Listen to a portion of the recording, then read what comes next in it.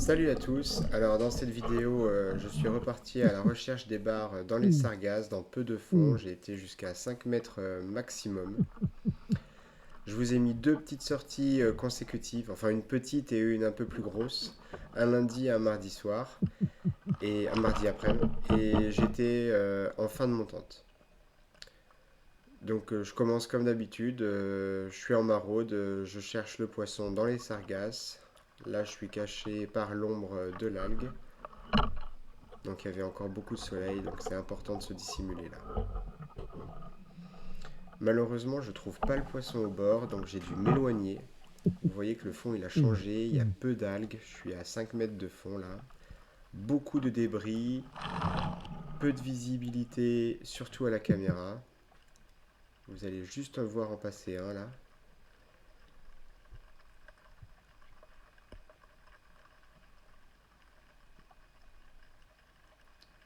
Hop, il est là.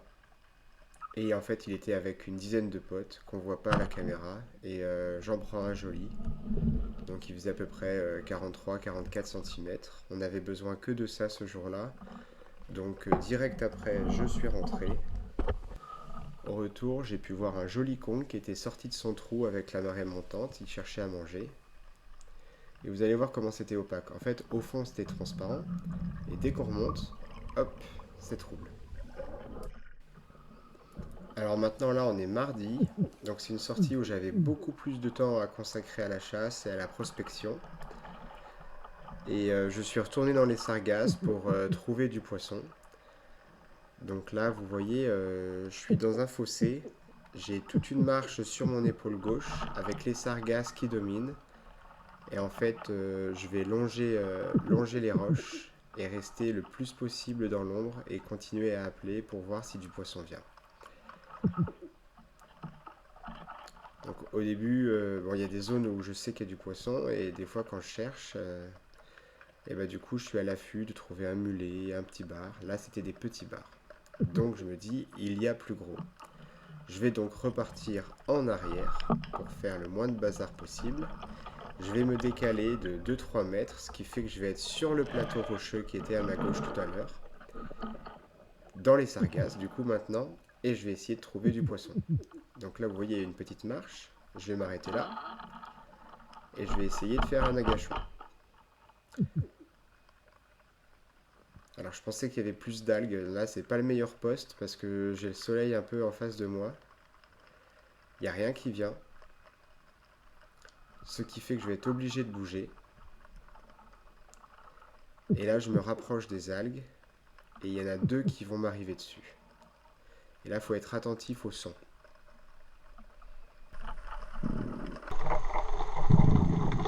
Là, vous avez entendu le bruit de sa queue là, ça c'est un signal de détresse. Heureusement son pote, il n'a pas eu trop peur.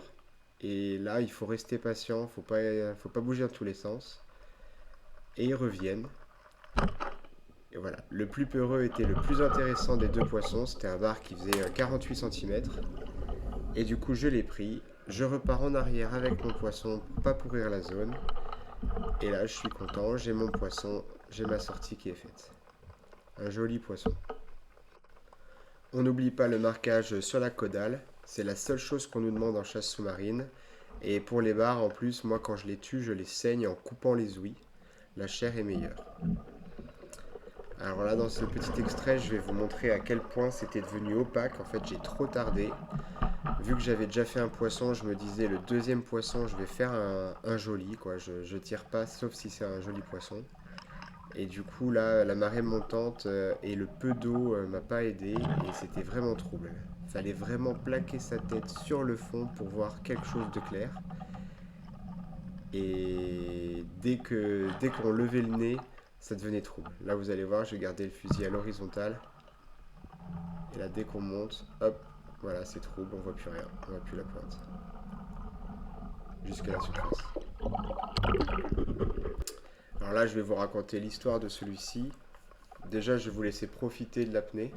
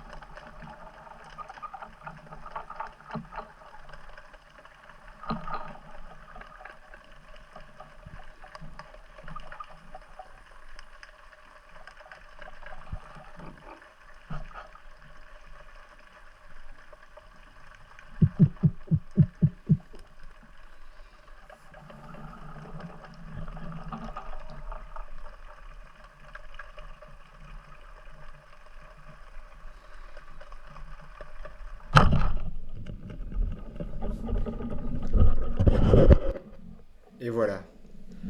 Je vous remets l'extrait et je vous explique un petit peu mon cheminement, ou enfin comment je l'ai perçu du coup cette apnée-là.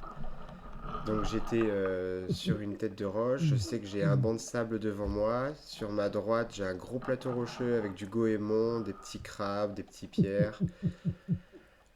Je suis dans des sargasses mais tout rikiki et j'essaye d'avancer. Là vous allez voir, il y a ma main qui va arriver. J'essaye d'avancer sans palmer, sans que mes plombs raclent contre les cailloux, juste à la force du bras, tout doucement. J'appelle, je regarde à gauche, à droite, et là sur ma gauche, en fait, je commence à voir arriver un banc de dorade grise. Il y en a des corrects dans le lot, donc je me dis, bah, je vais faire une dorade grise. Il y avait même des sards, des mulets commencent à arriver. Je vois des barres au loin, et là, il y a trop d'espèces différentes, là, et ça sent quelque chose. Donc je savais pas encore si j'allais faire une dorade grise, si j'allais faire un bar. Les mulets, ils arrivaient de ma droite, donc je regarde à droite, et là, encore des mulets, encore des bars, et là, un énorme bar, et il m'offre une fenêtre de tir monumentale, c'était impossible à rater, gigantesque, c'était un monstre. Regardez-moi ça. Donc j'ai voulu sécher net pour pas faire trop de bruit, parce que je voulais faire des dorades derrière, mais laissez tomber, il a fait un bazar monstre. Et c'était un bar gigantesque, 70 centimètres. Il était énorme, épais, il avait deux araignées dans l'estomac, des crabes. Il avait bien mangé le pépère, hein.